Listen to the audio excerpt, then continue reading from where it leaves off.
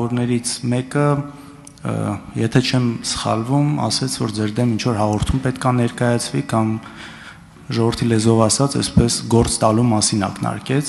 ինչ-որ նորություն կա։ Կներեք, պարոն Քոչարյան, կներեք, ձեր ասածը քրեական ենթամշակույթի բաղադրիչ է։ Հաղորդում ներկայացնում, կներեք, պարոն Քոչարյան, ոչ։ Այսօր ներողություն չեք խնդրել։ Պարոն Քոչարյան, կներեք, ձեր ասածը քրեական ենթամշակույթի բաղադրիչ է։ Ես եմ Ձեզ ընտրում իմ խոսքը ու եթե դուք զգուշացում։ Ինչի համար։ Հաղորդում։ Ուրեմն լսեք միջև վերջ, կասեմ ինչ նկատի ունեմ։ Պարոն Քոչարյան, ասում եմ ձեր ասածը քրեական ենթամշակույթի բաղադրիչ է։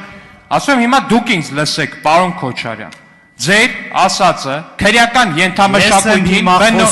ոչ դուք չեք խոսում, անջատեք պարոն Քոչարյանի վերջացնեմ նոր կարող եք անջատեք պարոն Քոչարյանի խոսափողը։ Ես եմ խոսում, պարոն Քոչարյան, ուրեմն լսեք ինձ։ Ասում եմ ձեր ասածը քրեական ենթամշակույթին բնորոշ խոսույթ է։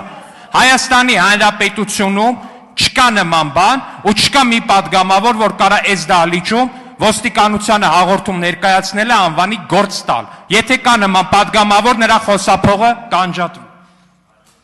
Հաջորդ հարցը Մեսրոպ Մանուկյան։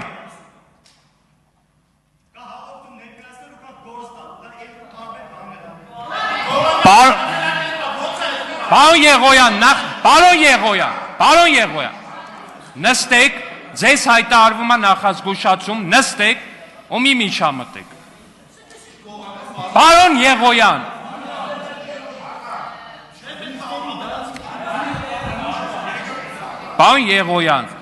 մեկ նիստի ընթացքում դուք զրկվում եք խոսափողից հանդես գալու իրավունքից։